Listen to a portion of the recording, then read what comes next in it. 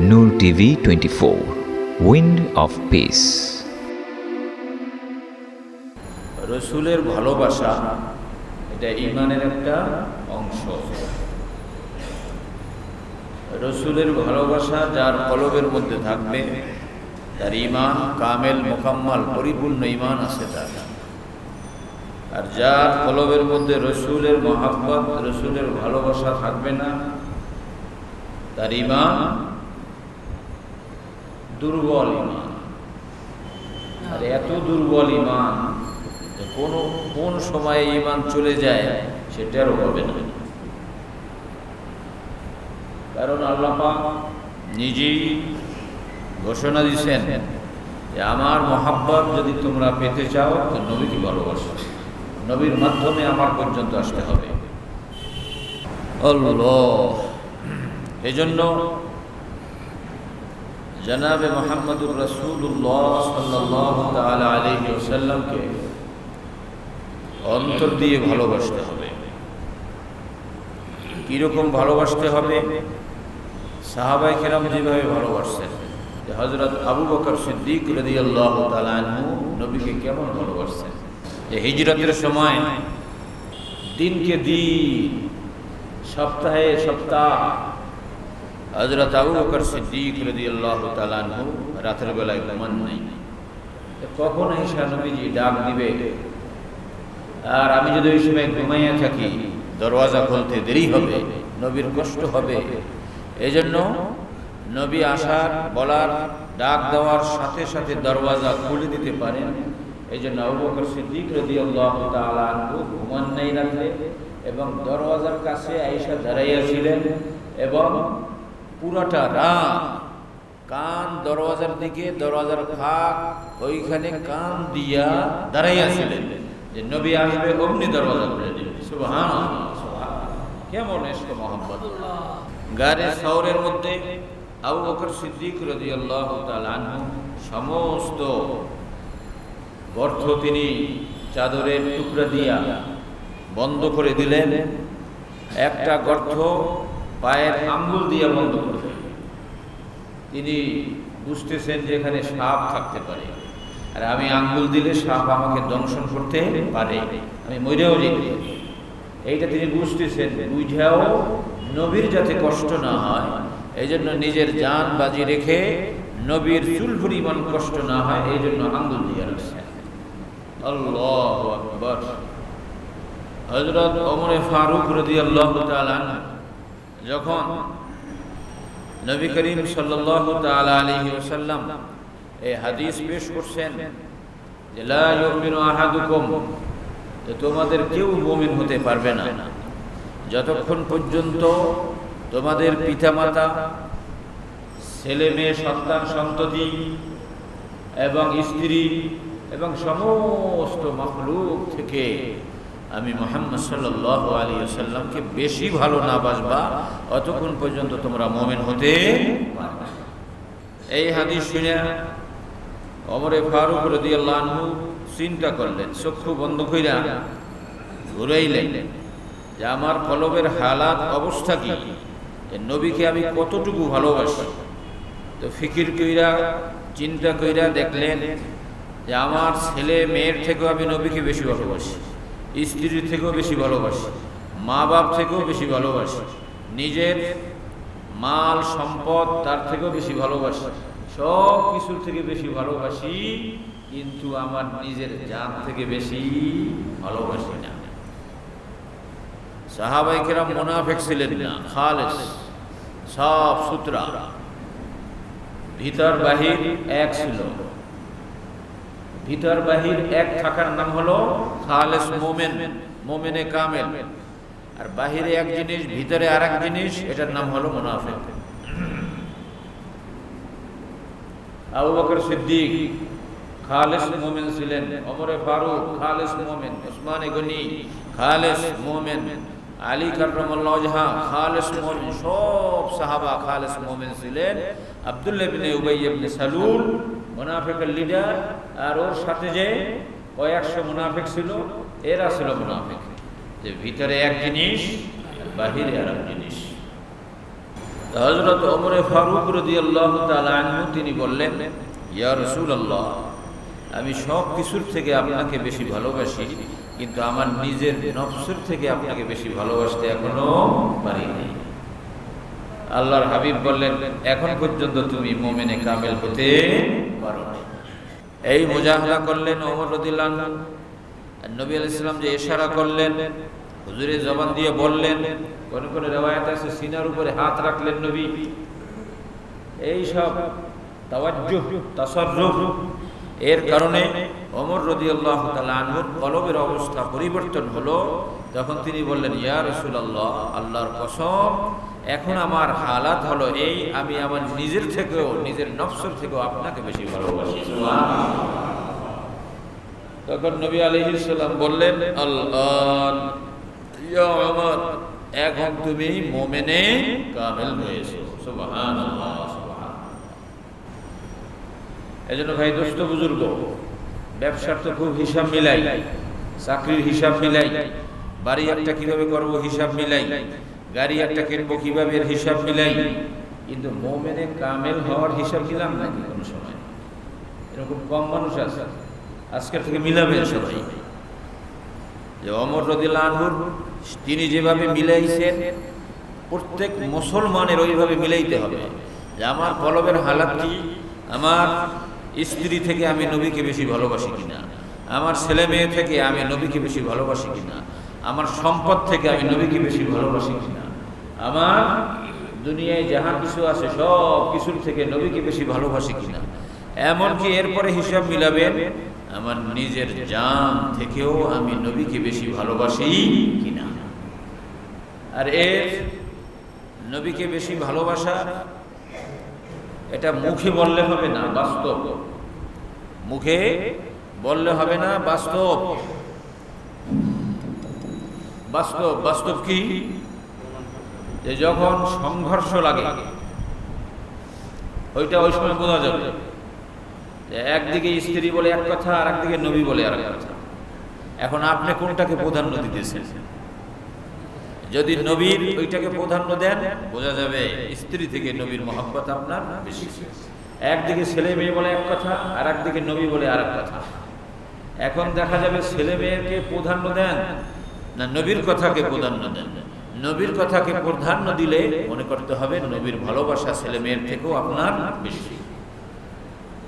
সম্পদে বলে সম্পদ জমাইয়া ব্যাংকে রাখো, আর নবী বলে দান করো। এখন দেখতে হবে যে আপনি সম্পদের কথা শোনেন না নবীর কথা শুনতেছেন। যদি নবীর কথা শোনেন তাহলে নবীর ভালোবাসা সম্পদ থেকে বেশি, এইটা বোঝা যাবে। এক হাদিসের মধ্যে আসছে, নবী করিম সাল্লাল্লাহু তাআলা আলাইহি ওয়াসাল্লাম ইরশাদ করেন যে মা নাফাআনি মিন মালিন, যে কারো মাল থেকে আমার এত উপকার হয় নাই যতখানি উপকার হয়েছে মালে আবি বকর, আবু বকরের মাল দিয়া। আবু বকরের মাল দিয়া আমার এবং ইসলামের এত উপকার হয়েছে, অন্য কোন সাহাবীর মাল দিয়া তো উপকার হয় নাই। মক্কা নগরীতে 2-4-5 জন যারা ধনী ছিলেন, এর মধ্যে একজন ছিলেন কে? আবু বকর সিদ্দিক রাদিয়াল্লাহু তাআলা। এই আবু বকর সিদ্দিক রাদিয়াল্লাহু তাআলা আনহু দান করতে করতে, ইসলাম নবীর জন্য দিতে দিতে হালাত কেমন হয়েছে? গজওয়ায়ে তাবুক 9ম হিজরি, নবীর ইন্তেকালের 1 বছর আগে, নবীর ইন্তেকালের 1 বছর আগের ঘটনা গজওয়ায়ে তাবুক।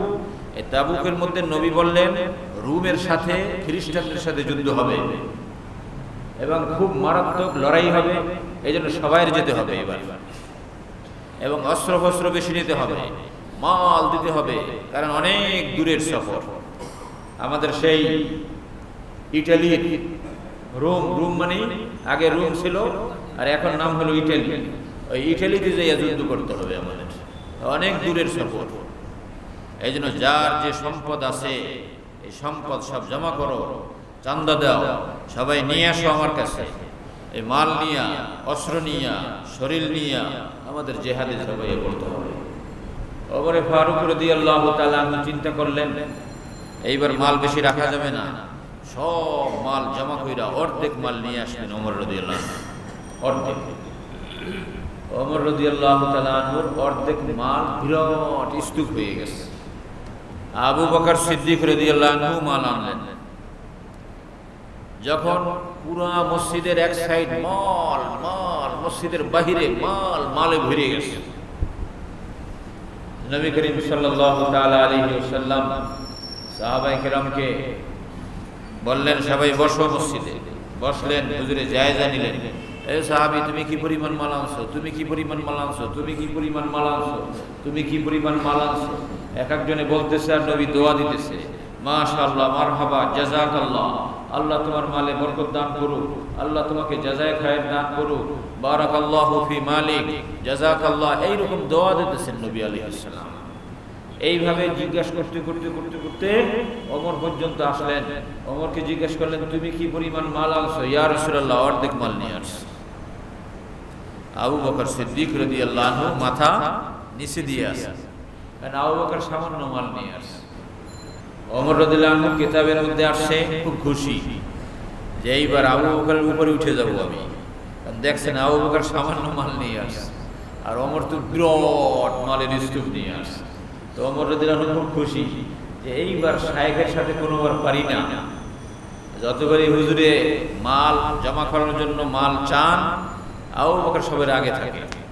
তো এইবার মনে হয় আবু বকরের আগে আমি থাকবো। আর আবু বকর রাদিয়াল্লাহু তাআলা আনহু মাথা নিচু করে আছে, কারণ মাল আনতে পারে না বেশি। সর্বশেষ নবী করিম সাল্লাল্লাহু তাআলা আলাইহি ওয়াসাল্লাম আবু বকর সিদ্দিক রাদিয়াল্লাহু আনহুকে জিজ্ঞাসা করলেন, আবু বকর, তুমি কি পরিমাণ মাল আনছো? বললেন, ইয়া রাসূলুল্লাহ, কিছু ঘটি বাটি নিয়ে আসছি, মাল তেমন আনতে পারি নাই, বাকি আমার ঘরে কোনো জিনিস রেখে আসিনি, যা মাল ছিল সব মাল নিয়ে আসছি। এ ভাই, এখান থেকে একটা মশলা বোঝেন, হাদিস, এই হাদিস থেকে একটা মশলা বোঝেন। এই যে ইমাম আবু হানিফা যে মশলা বের করছেন, নিজের মন গড়া মশলা না, কোরআন দিয়ে বের করছে, হাদিস দিয়ে বের করছে।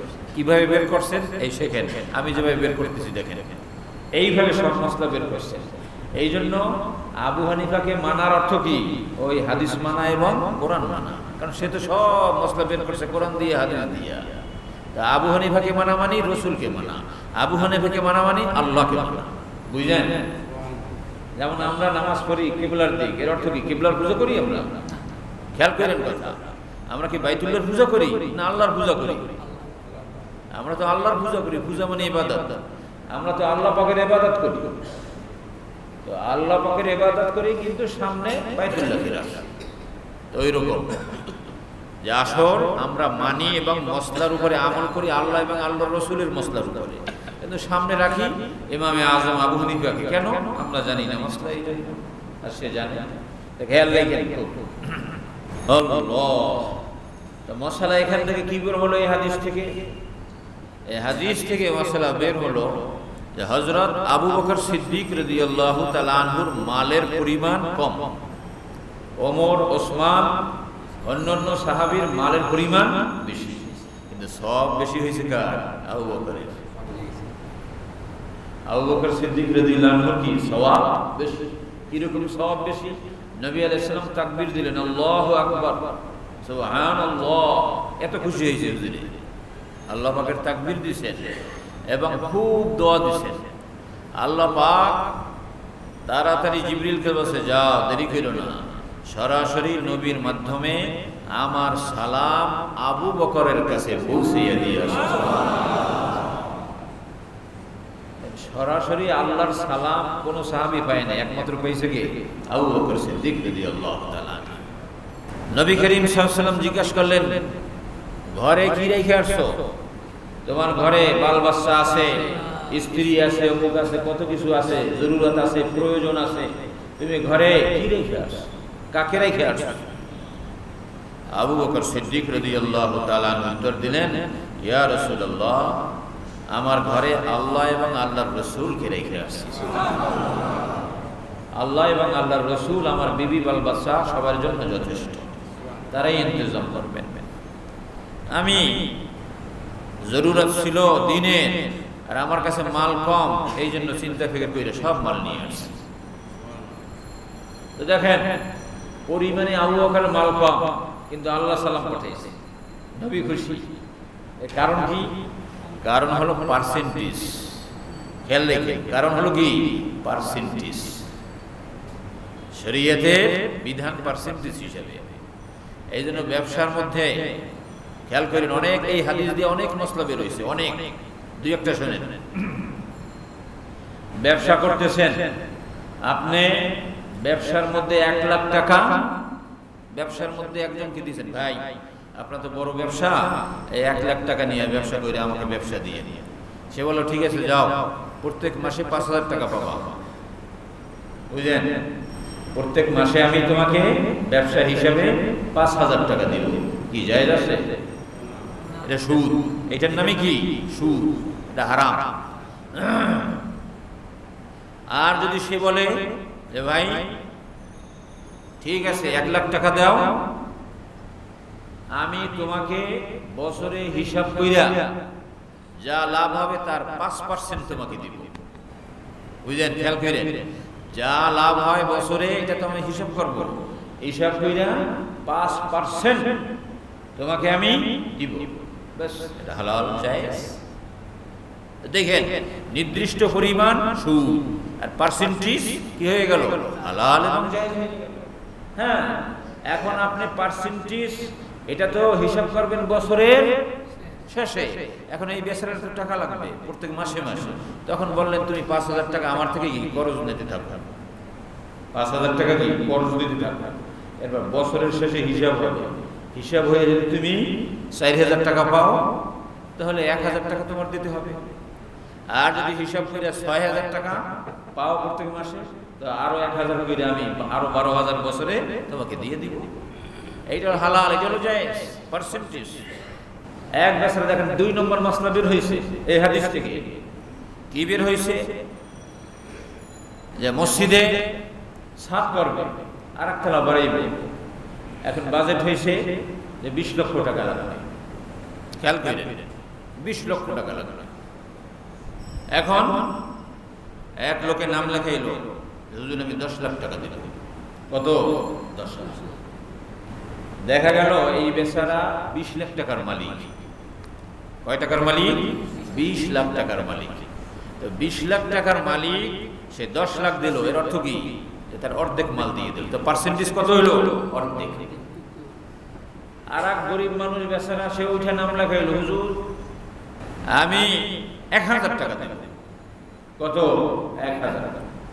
হিসাব করে দেখা গেল এই রিক্সাওয়ালা মানুষ, এই বেচারা অনেক কষ্ট মষ্ট কইরা 1,500 টাকা জমাইছে।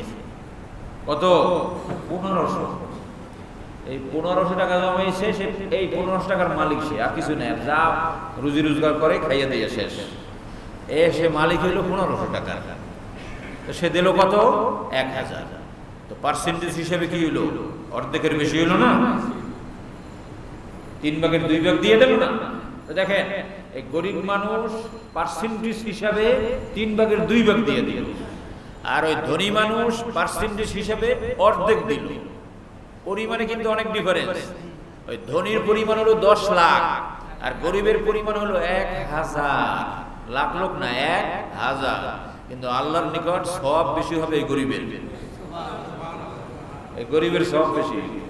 হাসর ময়দানে দেখবে 10 লাখ টাকা দেনেওয়ালা আমলনামায় যে সওয়াব, তার থেকে এই যে 1,000 টাকা দিয়েছে তার সওয়াব বেশি।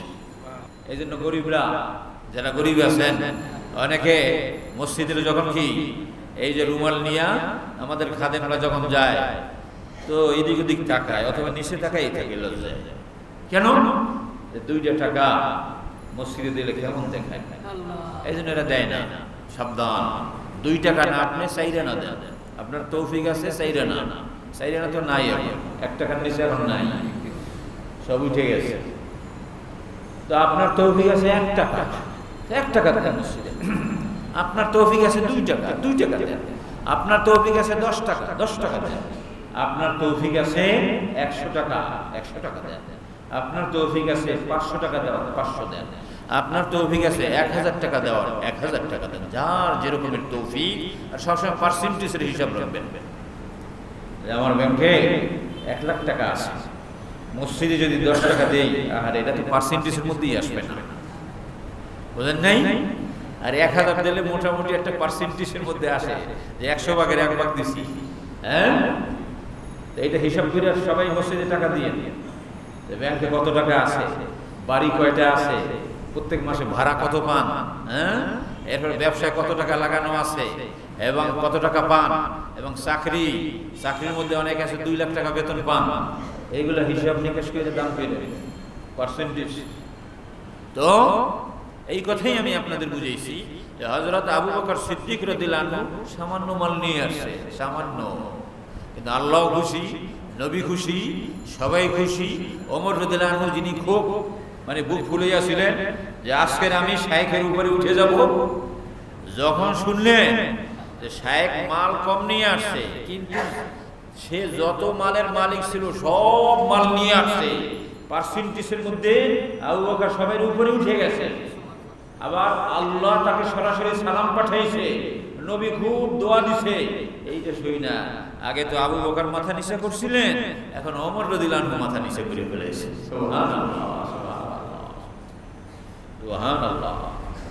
তো এই যে দেখেন, মাল থেকেও আল্লাহ এবং আল্লাহর রাসূলকে বেশি ভালোবাসছে সাহাবায়ে কেরাম, জান থেকে বেশি ভালোবাসছে। জিহাদের ময়দানে এক জিহাদের ময়দানে নবী আলাইহিস সালাম সাহাবায়ে কেরামকে রেডি করছে, যাও তোমরা জিহাদে। হুজুরি বললেন আমির হলো যায়েদ ইবনে হারেসা, সে যদি শহীদ হয়ে যায়, সে যদি শহীদ হয়, তখন আমির হবে জাফর ইবনে আবি তালিব। সে যদি শহীদ হয় তাহলে আমির হবে ওমর। সে যদি শহীদ হয়ে যায় তারপরে মুসলমানরাই আমির ঠিক করবে। এই কথা হুজুরে বলতেছিলেন, আর হুজুরের চোখ দিয়ে পানি গড়াইয়া গড়াইয়া বের হইতেছিল। সাহাবায়ে কেরাম কাঁদতেছিলেন। এর অর্থ সমস্ত সাহাবী বুঝছেন যে এই যুদ্ধের মধ্যে যায়েদ ইবনে হারেসা মারা যাবে, শহীদ হবে। কারণ হুজুরে সিরিয়াল লাগাই দিয়েছে, সে শহীদ হইলে এরপরে আমির হবে অমুক, এ শহীদ হইলে সে আমির হবে অমুক। এর অর্থটা কি এটা সবাই বুঝে ফেলেছে, আর হুজুরে কাঁদতেছে। আল্লাহর হুকুম ছিল এইভাবে, কারণ নবী আল্লাহর হুকুম ছাড়া কোনো কাজ করতেন না। মা ইয়ানতিকু আনিল হাওয়া ইন হুয়া ইল্লা ওয়াহয়ুন ইউহা। হুজুরে কাঁদতেছে, সাহাবীরা কাঁদতেছে। ওই সাহাবী যায়েদ ইবনে হারেসা, যিনি নবী আলাইহিস সালাতু ওয়াস সালামের একদম আপন ছিলেন এবং হুজুরের পালক ছেলে বইলে সবাই জানতেন, তার নাম হুজুরে বলতেছে। এরপরে হুজুরের চাচতো ভাই আলী রাদিয়াল্লাহু আনহুর ভাই জাফর ইবনে আবি তালিব, তার নাম বলতেছে। এইরকম বড় বড় সাহাবীর নাম বলতেছে। এরা নিশ্চিতভাবে বুঝছে যে আমি শহীদ হয়ে যাব, ওই যুদ্ধে যাওয়া মানে আমি শহীদ। কিন্তু এদের চোখে পানি নাই, এদের মুখে হাসি, আল্লাহ আমি তো জান্নাতি হয়ে যাইতেছি, আল্লাহ আমি জান্নাতি হইতেছি, আমার নবীর হুকুম পালন করতেছি। দেখেন নিজের জান থেকে নবীকে বেশি ভালোবাসছে, এই জন্য নবীর কথায় হাসতেছে তারা। সুবহানাল্লাহ। সাহাবায়ে কেরাম দেখেন নিজের জান থেকে বেশি ভালোবাসতে হবে নবীকে। উহুদের যুদ্ধে নবী বললেন, কে আসো কাফেরদের উপরে ঝাঁপাইয়া পড়বা, যদি শহীদ হও সাথে সাথে সোজা আল্লাহ জান্নাতে পৌঁছিয়ে দিবে। এক সাহাবী খেজুর খাচ্ছিল, ক্ষুধার কারণে আসছি, সব খেজুর ফলাইয়া, যা আমার এই দুনিয়ার খেজুর লাগবে না, আমার জান্নাতের খেজুর লাগবে, এই কথা বলে ঝাঁপাইয়া পড়ছে। কিছুক্ষণের মধ্যেই তিনি শহীদ হয়ে গেছেন। জান থেকেও নবীকে বেশি ভালোবাসতেন, তার মাল থেকেও বেশি ভালোবাসতেন, ছেলে মেয়ে থেকে বেশি ভালোবাসতেন। আল্লাহু আকবার। হযরত আব্দুল্লাহ ইবনে ওমর রাদিয়াল্লাহু তাআলা আনহু, আব্দুল্লাহ ইবনে ওমর রাদিয়াল্লাহু তাআলা আনহু, তিনি তার ছেলেকে একবার বললেন, এ বেটা শোনো, আমার নবী করিম সাল্লাল্লাহু তাআলা আলাইহি ওয়াসাল্লাম একটা হাদিস শুনেছি, নবী করিম সাল্লাল্লাহু আলাইহি ওয়াসাল্লামের বাণী হলো এই। ছেলে বলছে, বিলাল আব্বা এইটা তো আমি আমল করতে পারবো না। আব্দুল্লাহ ইবনে ওমর এত রাগ হয়েছে যে আমি নবীর কথা তোরে শুনাইলাম আর তুই মানতে পারবি না, যা তোর সাথে কথা নেই। হাদিসের মধ্যে আসছে, কিতাবের মধ্যে আসছে, সারা জীবন ছেলের সাথে কথাই বলেনি, সারা জিন্দেগি কথা বলে নাই, সম্পর্ক রাখেনি। কেন? নবীর সাথে ও টক্কর দিছে। তো দেখেন, ছেলে মেয়ের থেকেও নবীকে বেশি ভালোবাসছেন না। এইরকম হাজার হাজার ঘটনা আছে, হাজার হাজার ঘটনা আছে। হযরত সাওবান রাদিয়াল্লাহু আনহু সাহাবী একদিন নবীর আলাইহিস সালাতু ওয়াস সালামের কাছে আসছে। নবী আলাইহিস সালাতু ওয়াস সালামের চেহারা মলিন, একদম নবী আলাইহিস সালাতু ওয়াস সালামের চেহারা খুব মলিন। তো বলছে, নবী আলাইহিস সালাতু ওয়াস সালাম দেখা ঠিক পেয়েছে, যাহারে আমার সাহাবী, তার চেহারা এত মলিন, এত মলিন চেহারা। হুজুরে জিজ্ঞাসা করলেন, সাওবান, কি হয়েছে তোমার? কি হয়েছে তোমার? তোমার চেহারা মলিন কেন? এমন দেখা যায় কেন তোমাকে? সাহাবীর চোখে পানি, সাওবান রাদিয়াল্লাহু আনহুর চোখে পানি, বলতে পারতেছে না, শুধু নবীর দিকে তাকায় আর কাঁদতেছে, নবীর দিকে তাকায় আর কাঁদতেছে। আল্লাহু আকবার। এই সাহাবীর হালাত দেখা উপস্থিত যে সাহাবায়ে কেরাম ছিলেন, এদেরও একই অবস্থা, যে ক্রন্দন করতেছে সবাই। নবী আলাইহিস সালাতু ওয়াস সালাম বললেন, সাওবান, মা হালুকা ওয়া মা মালু, কি হয়েছে তোমার, বলো তুমি কেন কাঁদতেছো? কেন তোমার চেহারা মলিন? কেন তুমি খারাপ অবস্থা, বলো আমাকে। সাওবান রাদিয়াল্লাহু তাআলা আনহু বলতেছেন, ইয়া রাসূলুল্লাহ, হঠাৎ করে আমার দিলের মধ্যে একটা চিন্তা আসলো। কি চিন্তা?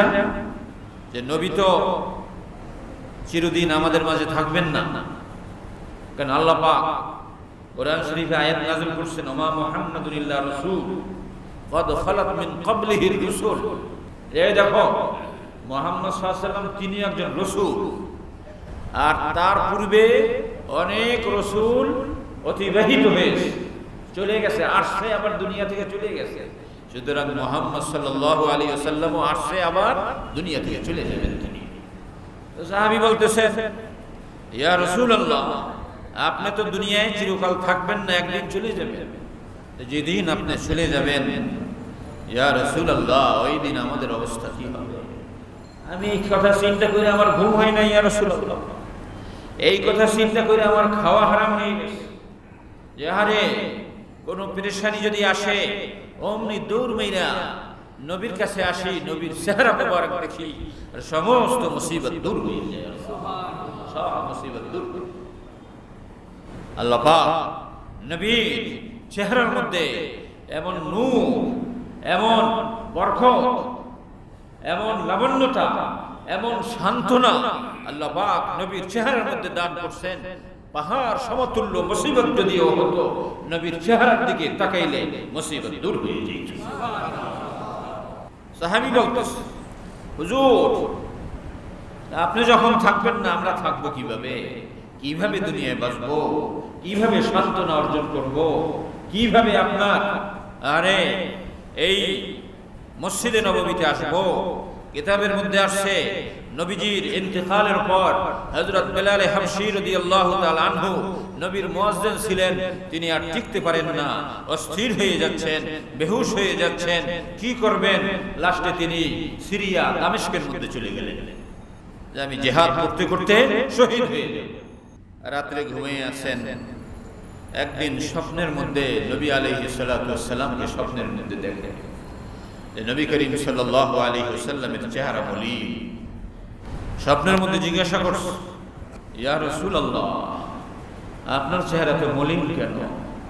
আমার উপরে কি বেজার হয়েছেন, অসন্তুষ্ট হয়েছেন, নারাজ হয়েছেন?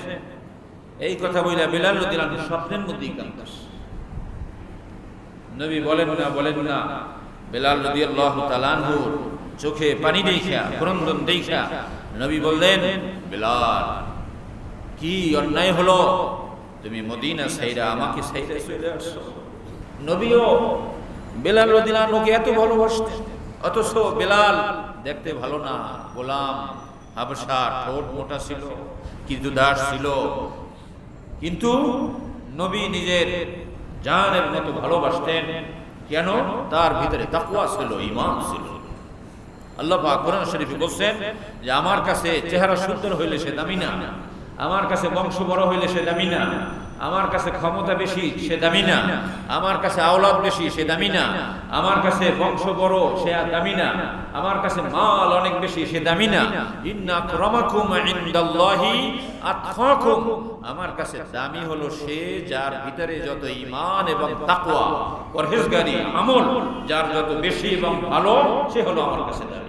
হযরত বেলাল হাবশী তার তাকওয়া উপরে ছিল, অনেক ঊর্ধ্বের তাকওয়া ছিল, ঈমান মজবুত ছিল, এই জন্য আল্লাহ তাকে ভালোবাসেন, নবী আলাইহিস সালাম তাকে ভালোবাসেন। নবী আলাইহিস সালাম বললেন, বেলাল কি অন্যায় হলো যে আমাকে ছেড়ে তুমি চলে আসো? নবী আলাইহিস সালাম এই কথা বলে চলে গেলেন। বেলাল রাদিয়াল্লাহু তাআলা ওই সময় ব্যাগ গুছিয়ে মদিনায় রওনা হয়েছে।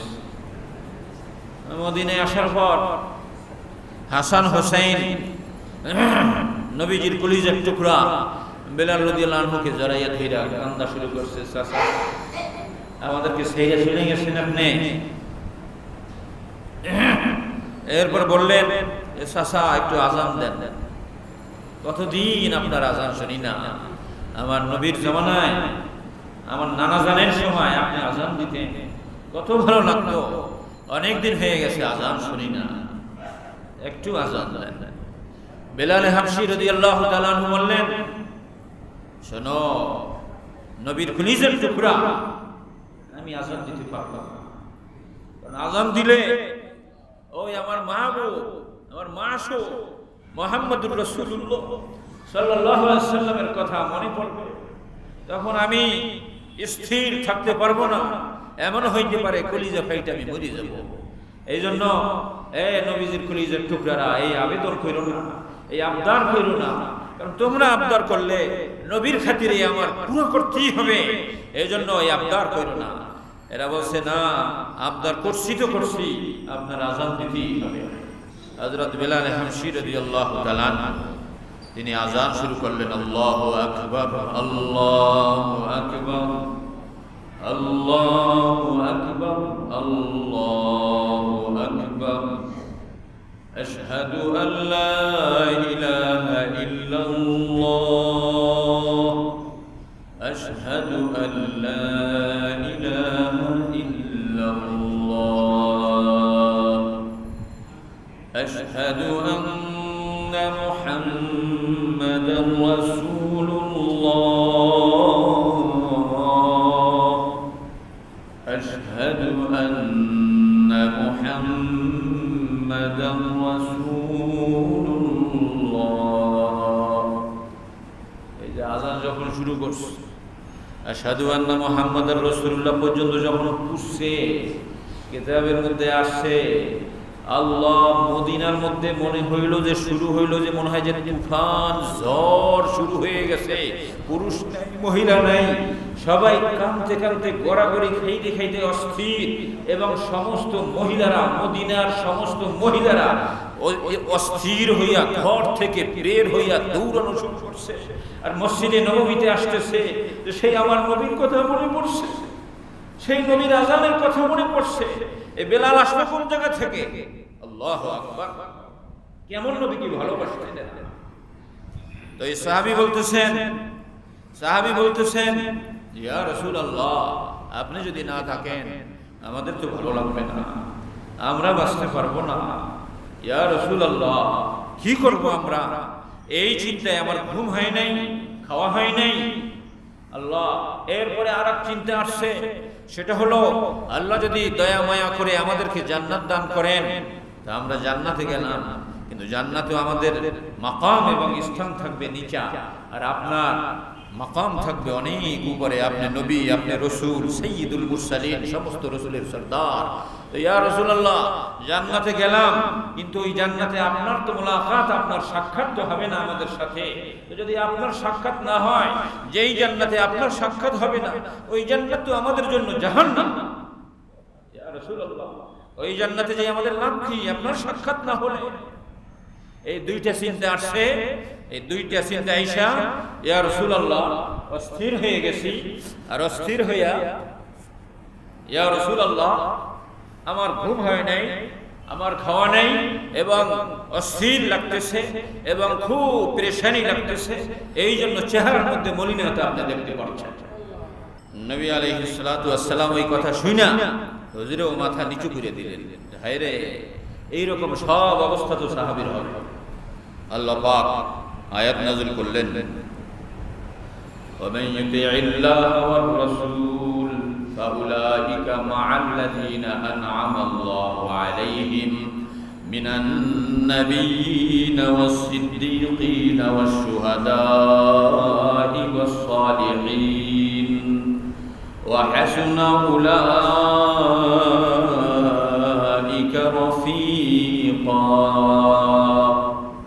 যে দেখো, পেরেশান হয়েও না তোমরা, আল্লাহ এবং আল্লাহর রসুলের সুন্নতের অনুসরণ যারা করবা, রসুল যেই শরিয়াত রেখে গেছে, যেই সুন্নাত রেখে গেছে, এইটার অনুসরণ যারা করবা, মনে রাখো তারা তাদের হাসর নবীর সঙ্গে হবে এবং জান্নাতে সর্বদা নবীর সাথে তাদের মোলাকাত হবে। হযরত আনাস রাদিয়াল্লাহু তাআলা আনহু ইরশাদ করেন যে আয়াত নাযিল হলো, নবী আলাইহিস সালাতু ওয়াস সালাম হাদিস বললেন, আল মারউ মা'a মান আহাব্বা, যে যাকে ভালোবাসে তার সাথে তার হাসর হবে, তার সঙ্গে সে জান্নাতে থাকবে। সুবহানাল্লাহ, সুবহানাল্লাহ। এই হাদিস শুনা সমস্ত সাহাবী নবীকে নিজের জান থেকেও বেশি ভালোবাসতেন, আওলাদ থেকেও বেশি ভালোবাসতেন, মাল থেকেও বেশি ভালোবাসতেন, সব কিছুর থেকে নবীকে বেশি ভালোবাসতেন। এই হাদিস শুনা যে যার সাথে যার মহব্বত থাকবে তার সাথে হাসর হবে, তার সাথে জান্নাত হবে। এইটা শুনা হযরত আনাস রাদিয়াল্লাহু তাআলা আনহু বলেন, জিন্দেগীর মধ্যে এত খুশি সাহাবায়ে কেরাম হন নাই যত খুশি এই হাদিস শুনে হয়েছে। সুবহানাল্লাহ। কারণ সাহাবায়ে কেরাম জানতে পারলেন, বুঝতে পারলেন যে আমাদের হাসর নবীর সাথে হবে, আমাদের জান্নাতে নবীর সাথে মোলাকাত হবে। আল্লাহু আকবার, আল্লাহু আকবার। এইটা শুনে এত খুশি। অন্য সাহাবী বলেন যে আমাদের এক হাতে যদি চাঁদ, এক হাতে যদি সূর্য দেওয়া হইতো, সারা পৃথিবী যদি আমাদেরকে দেওয়া হতো, এত খুশি হইতো না যতটা খুশি আল্লাহর হাবিবের এই হাদিস এবং আল্লাহ পাকের এই আয়াত শুনে আমরা যতখানি খুশি হইছি, এত খুশি আর অন্য কিছুতে আমরা হতাম না। সুবহানাল্লাহ।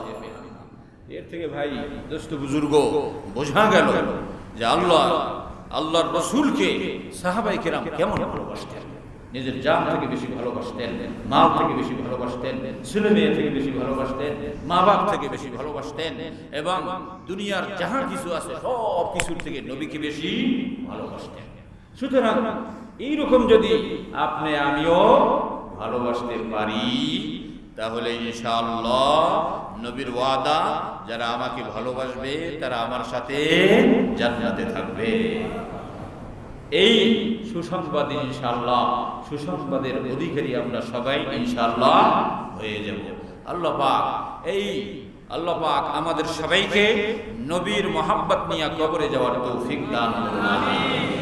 হাদিস শরীফে আসছে নবীর মহব্বত পাওয়ার তিনটা তরিকা। নবীকে ভালোবাসবো খালি স্লোগান দিলে হইব? আমি নবীর আশেক খালি স্লোগান দিলাম আর খালি ওয়াল রাইটিং করলাম, হয়ে যাবো নবীর আশেক? এই জন্য তিনটা তরিকা, খুব ভালো করে শোনেন। নবীর মহব্বত পাওয়ার তরিকা কয়টা? এটা মুখস্থ করে নেন সবাই। এক নম্বর হলো নবীর যত সুন্নত আছে, ব্যক্তি জীবন, পারিবারিক জীবন, রাষ্ট্রীয় জীবন, সামাজিক জীবন, আন্তর্জাতিক জীবন, সব নিজের মাথা থেকে পা পর্যন্ত, ব্যবসার মধ্যে, চাকরির মধ্যে, সব ঘরে বাহিরে, মসজিদে, বাজার ঘাট, সব জায়গায় নবীর সুন্নাত যাইনা সেই অনুযায়ী আমল করা। এটা এক নম্বর তরিকা, রসুলের ভালোবাসা। দুই নম্বর তরিকা হলো রসুল যাদেরকে ভালোবাসতেন তাদেরকে ভালোবাসা। রসুল কাদেরকে ভালোবাসতেন? সাহাবায়ে কেরামকে। এই জন্য এক হাদিসের মধ্যে আসছে, আনসারকে আমি ভালোবাসি। যারা আনসারকে ভালোবাসবে এর অর্থ সে আমাকে ভালোবাসে। আর এক হাদিস আছে, আমি আলীকে ভালোবাসি। যারা আলীকে ভালোবাসবে এর অর্থ হলো সে আমাকে ভালোবাসে। এরপরে বলছেন নবী আলাইহিস সালাম, আল্লাহ আল্লাহ আসহাবি, আমার সব সাহাবায়ে কেরাম থেকে তোমরা সতর্ক থাকো, লা তাত্তাখিযুহুম গরাদাম মিন বাদি, খবরদার আমার সাহাবায়ে কেরামকে সমালোচনার পাত্র বানাইও। শোনো, ফামানা হাব্বাহুম ফাবিহুব্বি আহাব্বাহুম। সাহাবায়ে কেরামকে ভালোবাসার অর্থ হলো সে আমি মুহাম্মদকে ভালোবাসে, আর সাহাবায়ে কেরামের সাথে শত্রুতা রাখার অর্থ হলো সে আমি মুহাম্মদের সাথে শত্রুতা পোষণ করে। লিহাজা রাসূলের ভালোবাসার 2 নম্বর তরিকা কি? রাসূল যাদেরকে ভালোবাসতেন তাদেরকে ভালোবাসা। রাসূলকে ভালোবাসার 3 নম্বর তরিকা হলো আরবদেরকে ভালোবাসা। তাদেরকে আরবিয়ান যারা আছে এদের ভুল ত্রুটি থাকতে পারে, যেহেতু নবী ওই দেশে আল্লাহ পাক তাকে পাঠাইছেন, নবীর ভাষা আরবি ছিল, এই জন্য তাদেরকেও ভালোবাসা। এই কথাও নবী বলে গেছে, আহিব্বুল আরাবা লিসালাসিন। নবী বলে, এই দেখো আরবিয়ান যারা এদেরকে তোমরা ভালোবাসো, এই আমার উম্মতেরা। কেন? 3 কারণে ভালোবাসবা। লিআন্নী আরাবিয়্যুন, যেহেতু আমি মুহাম্মদ সাল্লাল্লাহু আলাইহি ওয়াসাল্লামের ভাষা আরবি, এবং ওয়া লুগাতুল কুরআনি আরবি, এবং কোরআনের ভাষাও আরবি। ওয়া লিসানু আহলিল জান্নাহ আরবি, এবং জান্নাতি মানুষের ভাষাও কি হবে? আরবিতে। এই 3 কারণে আরবিয়ান যারা হবে এদেরকে ভালোবাসো। কয়টা তরিকা? 1 নম্বর নবীর সুন্নতের উপরে আমল, 2 নম্বর নবী যাদেরকে ভালোবাসতেন তাদেরকে ভালোবাসা, 3 নম্বর আরবে যারা থাকে এদের সবাইকে কি ভালোবাসা। এই 3 তরিকা অবলম্বন করলে রাসূলের মহব্বত আপনার আমার কলবে আসবে। এটা আমার কথা না, খোদ নবী আলাইহিস সালাতু ওয়াস সালামের কথা। Noor TV 24, Wind of Peace.